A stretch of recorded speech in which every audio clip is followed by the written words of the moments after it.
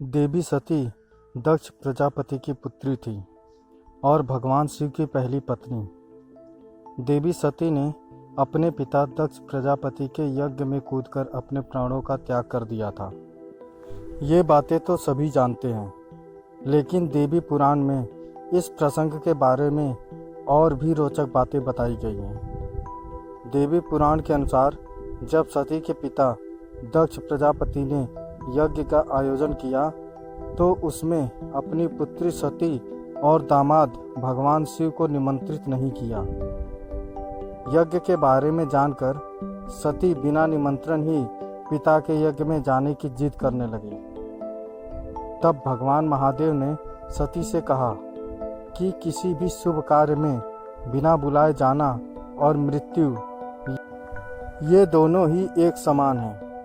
मेरा अपमान करने की इच्छा से ही तुम्हारे पिता ये महायज्ञ कर रहे हैं। यदि ससुराल में अपमान होता है तो वहाँ जाना मृत्यु से भी बढ़कर होता है। देवी पुराण के अनुसार भगवान शिव की ये बात सुनकर देवी सती बोली, महादेव आप वहाँ जाए या नहीं, लेकिन मैं वहाँ अवश्य जाऊंगी।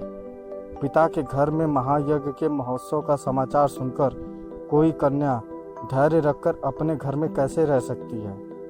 देवी सती का ऐसा कहने पर शिव जी ने कहा, मेरे रोकने पर भी तुम मेरी बात नहीं सुन रही हो। दुर्बुद्धि व्यक्ति स्वयं गलत कार्य कर दूसरे पर दोष लगाता है। अब मैंने जान लिया कि तुम मेरे कहने में नहीं रह गई हो, अतः अपनी रुचि के अनुसार तुम कुछ भी करो, मेरी आज्ञा की प्रतीक्षा क्यों कर रही हो। जब महादेव ने यह बात कही तो सती क्षण भर के लिए सोचने लगी कि इन शंकर ने पहले तो मुझे पत्नी रूप में प्राप्त करने के लिए प्रार्थना की थी और अब ये मेरा अपमान कर रहे हैं, इसलिए अब मैं इन्हें अपना प्रभाव दिखाती हूँ। यह सोचकर देवी सती ने अपना रौद्र रूप धारण कर लिया। क्रोध से फड़कते हुए ओठों वाली तथा कालाग्नि के समान नेत्रों वाली उन भगवती सती को देखकर महादेव ने अपने नेत्र बंद कर लिए। भयानक दाढ़ों से युक्त मुख वाली भगवती ने अचानक उस समय अट्टहास किया, जिसे सुनकर महादेव भयभीत हो गए। बड़ी कठिनाई से आंखों को खोलकर उन्होंने भगवती के इस भयानक रूप को देखा। देवी भगवती के इस भयंकर रूप को देखकर भगवान शिव भय के मारे इधर उधर भागने लगे।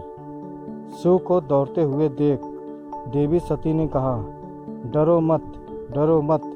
इस शब्द को सुनकर शिव अत्यधिक डर के मारे वहाँ एक क्षण भी नहीं रुके और बहुत तेजी से भागने लगे। इस प्रकार अपने स्वामी को भयभीत देख देवी भगवती अपने 10 श्रेष्ठ रूप धारण कर सभी दिशाओं में स्थित हो गए।